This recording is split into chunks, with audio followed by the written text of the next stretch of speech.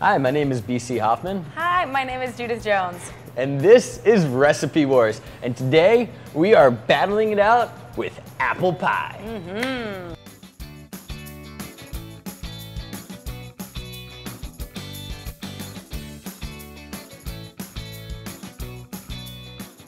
Oh yeah, so I'm actually super excited. I'm doing Sherry Yard's apple pie. So what we're gonna do today is Wolfgang Puck's favorite holiday apple pie. And I'm gonna be doing good old Martha Stewart's version. Let's start with the crust. Now, it's 2½ cups of all-purpose flour. Great.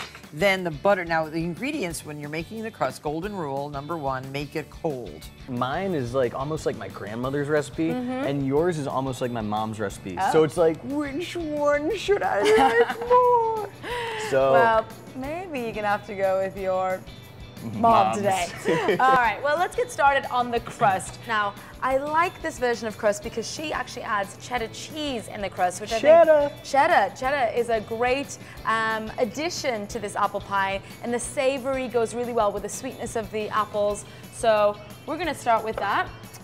In our food presser, we're gonna add in our flour, sugar, salt, and our butter in there too. I've got 2 yolks right here. I'm just gonna whisk those bad boys up, and I've got 1 tablespoon of cream. Cool, so let me start that. Sounds like the little engine that could, that thing. Right. So I'm going to now take my 2 1/3 cups of pastry or cake flour, whichever one you choose to use. Dump that right on in there. Then I've got 1/2 pound of butter, 1/3 cup of sugar, and I'm gonna give that a nice mix. And before you start mixing, I am just gonna add in my cheddar cheese. So we'll process that. And then slowly we're gonna add in the water on a pulse. It sounds like a little Tycho RC. My dough's ready. I'm just gonna put in my yolks and cream right now. And give that about maybe 30 seconds, and then I'll be ready to actually take this and just cool it off. It's gonna go straight in the fridge for about 1 hour to just chill, literally. And same as mine is ready now. We've got our pastry dough, and we can wrap it in some cling film and then put it in the fridge for about an hour until it gets nice and cool. So I am actually going to now take my Calvados. Calvados is an apple brandy. What I'm gonna do is I'm gonna take this and I'm gonna take a 1/4 cup of it and throw it right in here on a flame, get it nice and warm. I'm gonna save 1 tablespoon of it. And To I'm drink gonna, later, I'm sure. To drink. We're gonna do shots of Calvados afterwards. Oh, no, kidding. yeah, exactly. I've got 1 ounce of my figs. I've got 1 ounce of prunes dried up and chopped, and I've got 1 ounce of dried up chopped apricots as well. And I have my Calvados getting boiled right here. It's ready to go, and I'm literally just gonna throw it over top, basically just to plump up my fruit right there. And I am ready with my apples. So I have peeled, cored, and cut them into little wedges like this. And what Martha Stewart does is she drizzles it in lemon juice so that the apples don't go brown. We're gonna add our sugar, our cinnamon, and our flour. So we'll give that a good stir. And that's it. How easy is that? We're gonna get our butter going in, and I'm just gonna get that melted and nice and browned. So I'm about to throw my apples in, but before I do that, so in the recipe, she asked for the sugar to go in before you put the apples in. In the video, she actually puts the apples in and then puts the sugar in. I'm gonna put a little bit of sugar in now and a little bit of sugar in after. Oh, that's crazy idea. Are you mixing up the recipe? That's not fair. I'm doing her recipe still. I'm just doing 50-50 on it. All right. Going for the apples now. Now again, it is going to bubble up, so be careful. Literally let these cook for about 15 to 20 minutes. Alrighty, so I've got my apples nicely caramelized and poached, and I am ready to deglaze my pan with a little Calvados and a little brandy. So this is gonna take about 30 seconds to a minute. And I'm ready to add in now my tablespoon of cream. And then the joys of the magic of cameras. I have beneath me a sheet tray. This is what you're gonna use to actually cool off your apples. And we're just gonna put that right on there. Slide all that flavor off. Judith is gonna take a bite of one of them. No! mouthfeel of it. I've eaten all my apples waiting for you. Oh. Well, now we're gonna use all my apples to make both pies. So, I've got my plumped up fruits right here, my apricots, my prunes, and my figs. And now I'm gonna just throw my apples right on in. Got about 1 teaspoon of nutmeg, throw that in. 1.5 teaspoons of cinnamon. And I'm gonna take my orange and my lemon, and I'm going to zest both of them. So you don't want the rind, you just want the zest. Same thing with the orange. So I've got that there. I'm gonna give it a quick 1-2 with a knife. You can use any knife. Just, that's it. You gotta throw that in there. And then I'm gonna take the juice of 1 whole lemon and squeeze that up in there. And just get that nice and out. God, so many great flavors in your apple mixture. That's nice. Well, you know. I don't know. No, I don't know. Just saying. I'm gonna throw that in there. And I'm gonna mix that around and set this to the side and get my dough ready for my pie. All right, we've taken our dough out of the fridge, nice and cold now, so we're gonna open that up. Oh, look at the cheddar. The cheddar is a great addition to this one, I have to say. Everything's better with cheddar. You're right, it kind of is. All right, so we're gonna get a little piece of parchment paper, flour that a little, flour your rolling pin a little, and we're gonna cut this piece of dough in half because obviously we want the base, the bottom of the apple pie, and the top. And Martha Stewart says she likes her top to be a little bit thinner than her bottom, so, right? So we'll just half that. I'm gonna take mine and I'm actually going to split it in 2. You want a slightly larger piece though. And we're going to take the slightly larger piece and reserve it for later, put it back in the fridge to chill. And basically, one's gonna be your top and one's gonna be your bottom. So I've cut mine in half. We're gonna put the other half in the fridge and get that back out when we need to roll it. So all we wanna do is roll that out into about 14-inch round. We want it to overlap our 9-inch dish right there. So I've got my butter melted right here, and I'm literally just gonna put it all around. So I too, I'm gonna butter the bottom of my dish.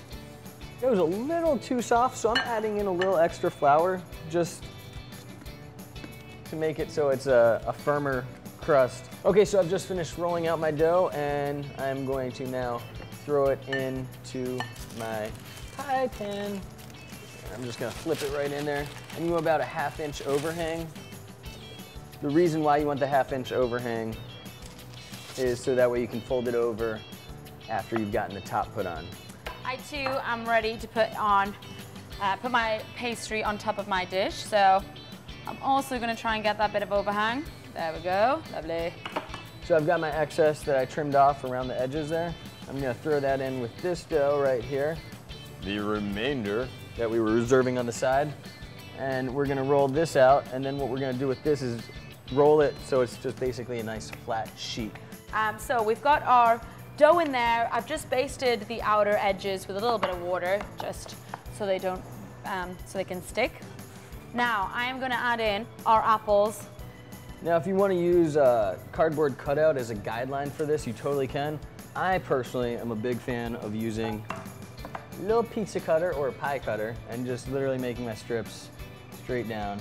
You want about 1 inch by 1 inch, and you're gonna wanna get about 10 to 15 of these bad boys in. So I've rolled out my top half, as we did with our bottom, and we're just gonna place that on top of the bottom half. And just with our thumbs, I'm just gonna press that down before we do a little crimping action. Cut the outer edges. So I am ready to start forming, so I'm gonna take the smaller ones, I'm gonna just kinda fold right over top, right there. And then to fold it under, overlap. So 1, 2, 3. And I'm gonna crimp the outer edges of my pie to make a nice little pattern with my thumb and index finger. Just gonna do that. So we're gonna base the top of this lovely pie with some water so it doesn't burn. Poke holes in that bad boy. Oh, we will, don't you worry. We'll probably put in about, well, 5, I should say. So that's ready now. Mine is pretty much ready to put in the oven, 420 degrees Fahrenheit for 20 minutes. Then we're gonna lower the oven to 375 and then keep that in there for about 45 to 60 minutes. Now, if you see it burning or browning too much, you can always add some aluminum foil on the edges. Aluminum foil, BC, on the edges so that it doesn't brown too much. So mine is ready. I'm not mad, it's cute. I like the way you say aluminum foil. So I'm just pinching my crust together, finishing up right now. I am almost ready to throw it in the oven. I just need to do one last quick trick, and that's just put a little sugar on top of my crust. And now I'm ready to go into the oven with this bad boy. We're gonna cook it for about 35 to 40 minutes at 400 and then lower the temperature to 350 and do the same thing for 35 to 40 more minutes. So we just cleaned up and we are ready to taste test these bad boys and see which of these apple pies is the winner. We are, and yours, I have to say, looks very pretty, very colorful. I love the lattice. It came out really well. I mean, for looks, yours is a winner. Well, I really like the fact, I mean, look at that. You can see like the cheddar flaked in there on the crust. Yeah, That's pretty cool. Well, the proof is in the pie, so let's try the pie. Yes. All right, mine or yours first? Compote or cheddar cheese, American style. Oh, compote. No ladies first or anything. No. Let's do this. You got a little bit of everything in there? Mmm. Wow, that compote's really rich. That is good. And it's more of a stewy. It's kind of stewy and soft, and I love the addition actually with the figs and the apricots. It's very nice. Gives that extra sweetness. Yeah. It's good. It is. It's good. Okay. Let's go in. Let's see with some of this savory cheddar. How the that uncooked does. apples that are cooked in the oven. Yeah.